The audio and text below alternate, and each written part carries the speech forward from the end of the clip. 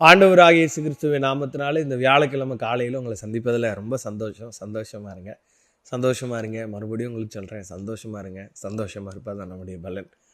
எப்போவுமே கர்த்தருக்குள்ள சந்தோஷமாக டேயை ஸ்டார்ட் பண்ணுங்கள், உங்கள் டே சூப்பராக இருக்கும்.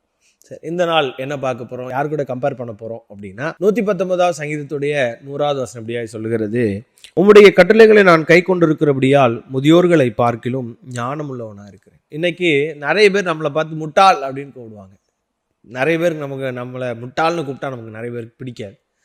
ஏன்னா அப்படி என்ன நான் என்ன முட்டாளா அப்படின்னு சொல்லி நம்முடைய வாழ்க்கையில் இந்த உலகம் நம்மளை முட்டாளாக தான் பார்த்துக்கிட்டே இருக்கும்.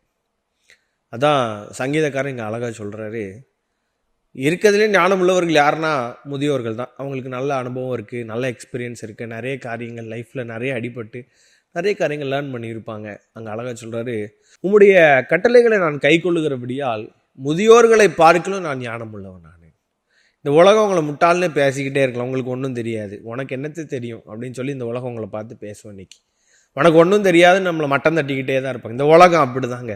அது யாராக வேணா இருக்கலாம், அது நீங்கள் ரொம்ப நேசிக்கிற ஒரு ஆளாக கூட இருக்கலாம், உங்களோட உறவுகளாக இருக்கலாம், நண்பர்களாக இருக்கலாம். ஒரு பர்டிகுலர் பார்ட் ஆஃப் லைஃப்பில் உங்களை பார்த்து என்ன சொல்லுவாங்கன்னா, உனக்கு தெரியாதுடா போடா, உனக்கு அதெல்லாம் தெரியாது, நீங்களாம் அவுடேட்டட் அப்படின்னு சொல்லுவாங்க, நீ ஒரு முட்டாள் அப்படின்னு சொல்லுவாங்க.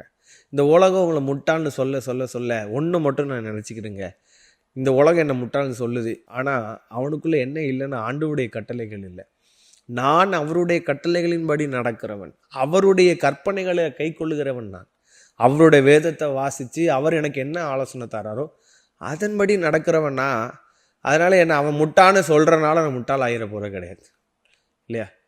அதான் அங்கே சங்கீதக்காரன் அழகாக சொல்லிட்டாரு, முதியோர்களை காட்டிலும் நான் ஞானம் உள்ளவன். நான் எப்படி அப்படின்னா இந்த பைபிளை வாசிக்கிறதுனால நான் விசுவாசிக்கிறேன். நீங்கள் ஆண்டவரை ரொம்ப நேசிக்கிற கூட்டம், பைபிளை நிறையா வாசிப்பீங்கன்னு நான் நினைக்கிறேன்.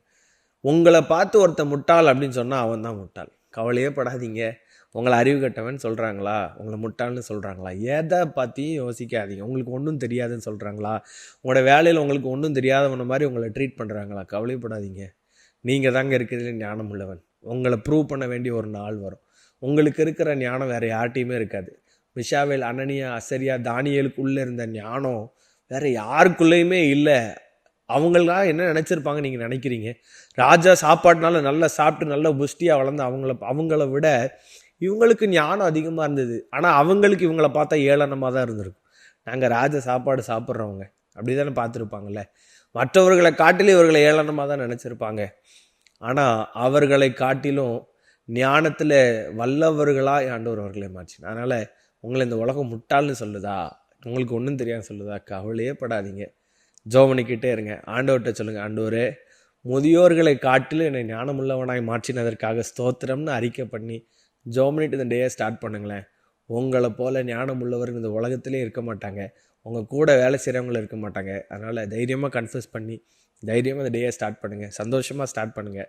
ஆண்டவர் உங்களை இன்னும் ஆசீர்வதிக்க போகிறார். God bless you.